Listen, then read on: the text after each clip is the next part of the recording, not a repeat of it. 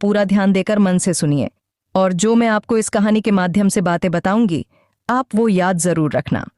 अब वह बूढ़ी चिड़िया कहानी को सुनाना आरंभ करती है और वह चिड़िया कहती है, किसी राज्य में महाराज देव सिंह नाम के एक राजा राज्य करते थे। देव सिंह एक सन की किस्म का राजा था। एक बार वह भ्रमण करने के लिए जंगल में चला जाता है। जंगल में घूमते घूमते उनकी मुलाकात एक संत महात्मा से हो जाती है। वह संत महात्मा एक पाखंडी था।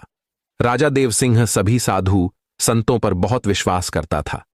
उस संत को देखकर राजा देव सिंह के मन में एक जिज्ञासा उठी।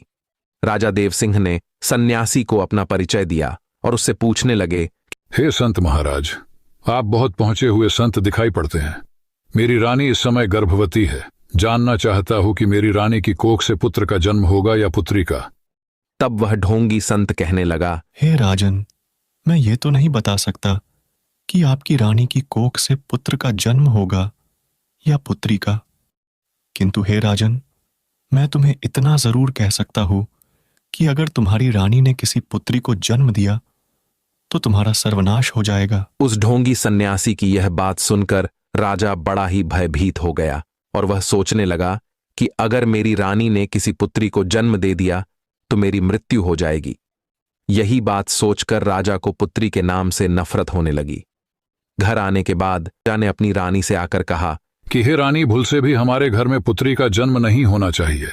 अगर पुत्री का जन्म होगा तो मैं तुम्हें सैनिकों से कहकर जान से मरवा दूंगा और होने वाली पुत्री को भी मार दूंगा। श्री कृष्ण अब नारद जी से कहते हैं कि हे नारद जी, वह बूढ़ी चिड़िया अब आगे कहती हैं, हे सेठ जी, राजा की यह बात सुनकर वह रानी डर गई, क्योंकि वह जानती थी कि राजा बड़ा ही क्रूर किस्म का राजा है। अगर मेरी कोख से पुत्री का जन्म हुआ तो यह सच में उस पुत्री को मरवा देगा। अब वह रानी रोज भगवान से प्रार्थना करने लगी थी कि हे परमात्मा, मेरी कोख से पुत्री का जन्म ना हो, नहीं तो राजा उसे जीवित नहीं छोड़ेंगे। भगवान की कृपा से रानी ने सर्वप्रथम एक पुत्र को जन्म दिया, जिसे देखकर रानी और राजा देव सिंह बहुत प्रसन्न हुए।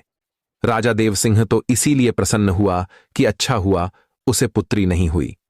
इसके उपरांत रानी इसलिए प्रसन्न हुई कि अगर पुत्री होती तो राजा उसकी हत्या कर देता, जिससे उसके पति को कन्या हत्या का दोष लगता। अब कुछ समय बाद जब रानी ने फिर से गर्भधारण किया, उसके बाद बच्चे का जब जन्म होने का समय आया, तब उसी दौरान राजा को किसी जरूरी काम से दूसरे राज्य में जाना पड़ गया और उस राजा को लौटने में कई दिन लगने वाले थे।